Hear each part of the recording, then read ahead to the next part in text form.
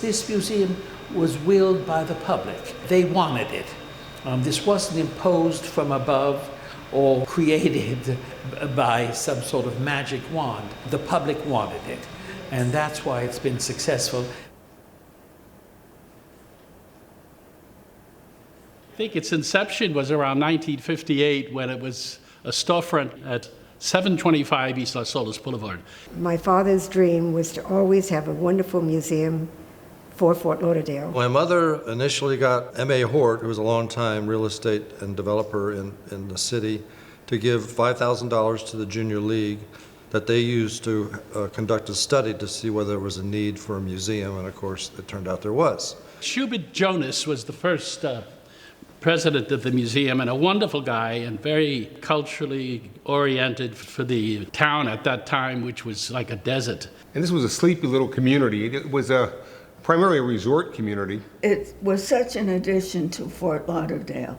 And I was used to my mother, who grew up in Philadelphia, saying we had no culture in Fort Lauderdale. People that were involved from the beginning that supported the museum had such an interest in the arts and were able to expand that interest to other people in the community so that they realized the importance of contributing and donating to the museum. In the early storefront, it was such a community effort that people were donating everything from the lights at the museum to the chairs to the carpets, the rugs, everything. When I could, I came and volunteered in the store first. And then when I was teaching 60% Day, I came and learned about the Friends of the Museum of Art, which was the biggest support group at the time. And we did all the volunteer work at the time. My role as part of this museum was, first of all, as a member of Beaux-Arts, which was the fundraiser for this museum. I was asked to join the membership of Beaux-Arts, which was the best thing I did because you learned so much about the museum. The budget of Beaux-Arts was 1/3 of the operating budget of the museum. So the museum really counted on Beaux-Arts raising substantial dollars. My father was charged by my mother to volunteer and write the bylaws for the original museum, and he served as president a few times in the early years. The first days, we were in a hardware store, and Nan Knox and some other people who you all may know here, we would go have a little cocktail thing with George Bolgi and talk about art. The opening of the shows in the storefront would still be kind of the pioneer days. It was kind of exciting. It was a different. The community was much smaller. They moved from that facility, that first facility, to the block just west of it, which was also a storefront, while this museum was being built. We actually would set up tables out in the alley, and we'd have the art classes out there. They brought every fourth grade from all around the city and environs into the museum for a visit. They seemed to enjoy it, and I have the feeling that a lot of them did not know anything about art at all, and it was wonderful for them to see what art is like and the enchantment of it. I personally have known this museum since 1986, when it opened the current building designed by renowned architect Edward Larrabee Barnes. When I came, it was with Mary McCahill, who was chairman of the board, and we made a push toward trying to find an architect that would work with us, that have the empathy with the small museum and its collections.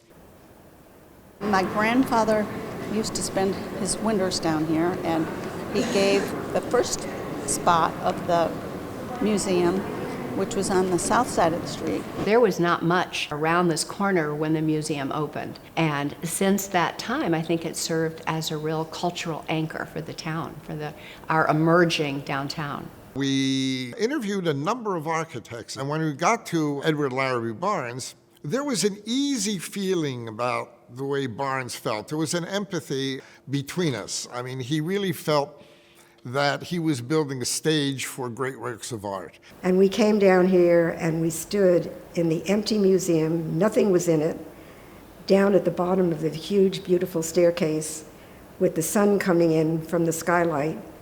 And George Bolgi turned around and said, If it wasn't for your father, we wouldn't be here today.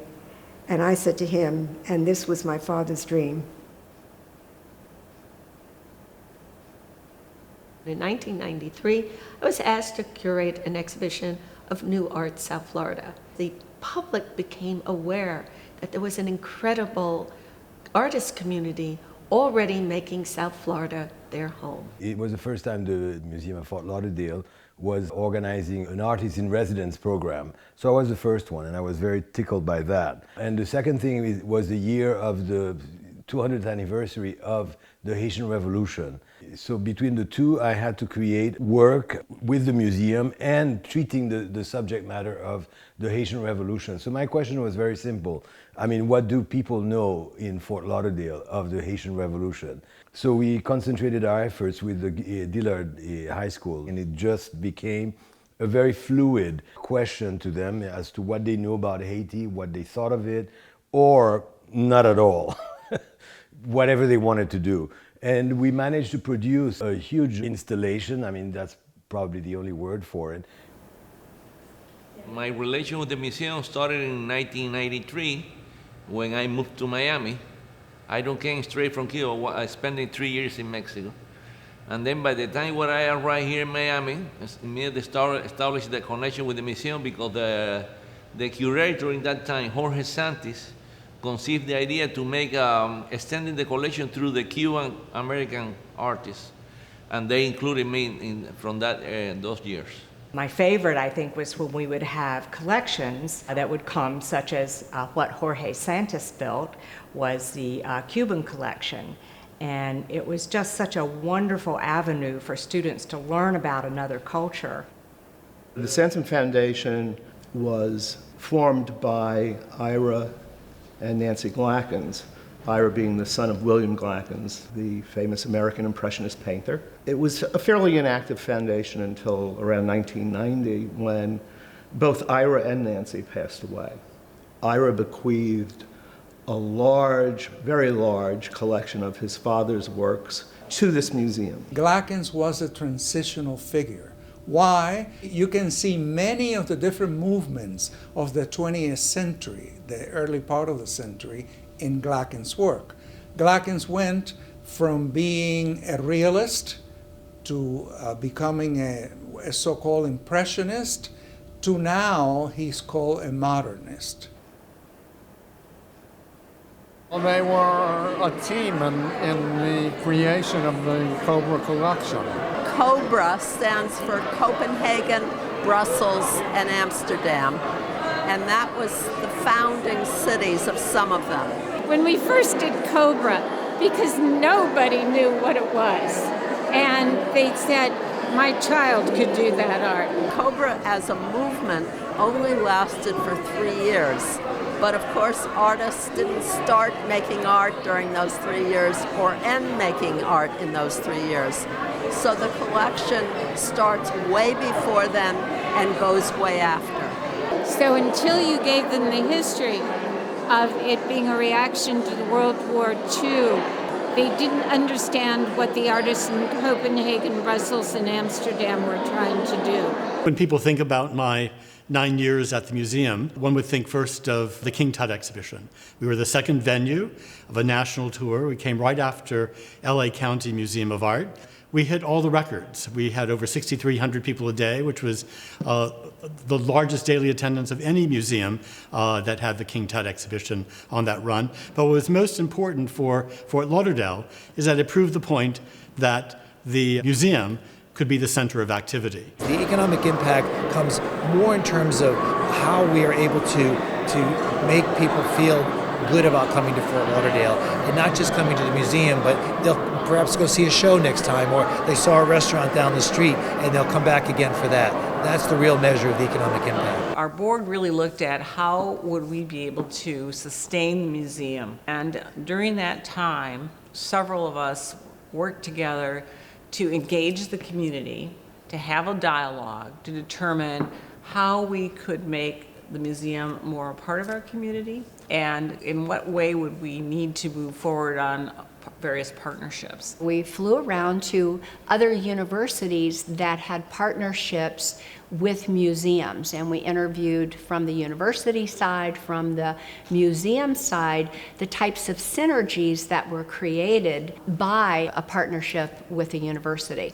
And through that effort, it was great. We had think tanks, we had luncheons. We brought in a whole group of people within our community to kind of help us determine what was the path to move forward. So we came back after doing that and talked to our board, began the discussions with two of our universities right here, and several years after that, the merger with NSU occurred, and it was, I think, a wonderful partnership. The university is in the business of education, and so is the museum. When I look back at it, I think the best thing and probably the most significant thing is the fact that the university was in a position at that time to ensure the future of the museum. The merger brought together two leading cultural and educational institutions to better serve the South Florida community. NSU and the Museum of Art are vibrant entities that are striving for greatness. What is better than a world-class university and a world-class Museum of Art united for the good of our community? And the university had a responsibility to the community to preserve what I felt was an untapped community resource. Having that collection as a part of the museum and NOVA gives us great pleasure. Hopefully, students at NOVA can take part in the research that's done at the museum with the collection. In particular, I have a good relation with the Goodman family. And they are amazing collectors. They collect my work from the early time. They have an amazing collection, not only of Cuban art, they collect Latin American masters. And for me, that's something very important. Somebody like the Goodman couple have something like that there and support the museum with their presence and their collection. I particularly love watching the kids because they let you know what all they want. But to show them what is a dry point, what is something that's just a pencil sketch. You know, it's things that they can do too. They hired me in the fall of 2013 as a way of expanding the South Florida northward so that Fort Lauderdale became the center that connected Miami and Palm Beach into a continuous art coast. We saw an opportunity to recruit Bonnie here, as they would say in the sports world. It was a great acquisition.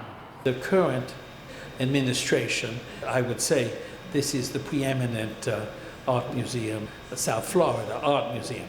But this has proven over and over and over again the capabilities of a well-run, well-administered, imaginative, and innovative administration.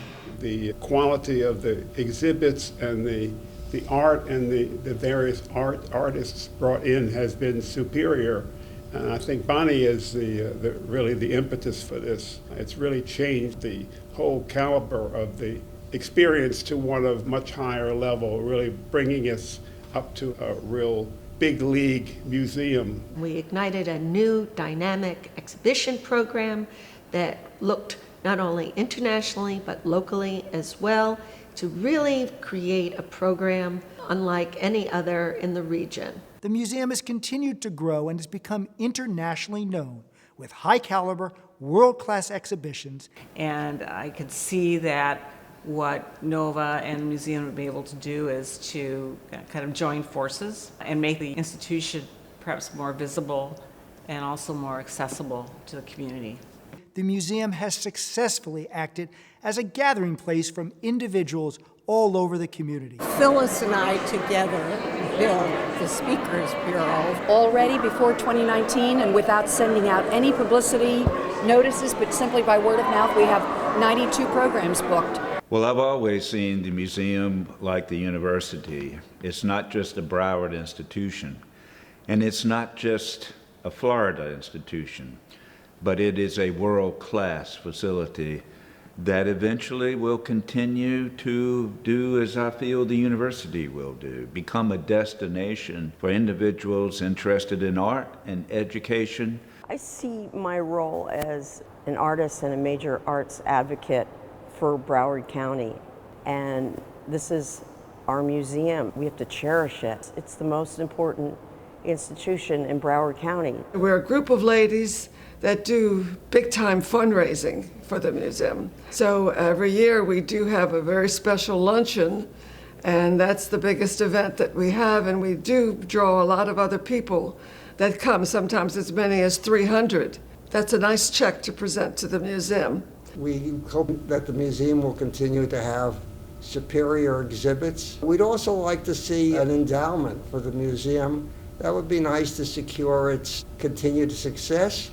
And we'd like to see people who are willing to donate their paintings and their art collection to the permanent collection of the museum to continue its effective use of art and to contribute to its exhibits.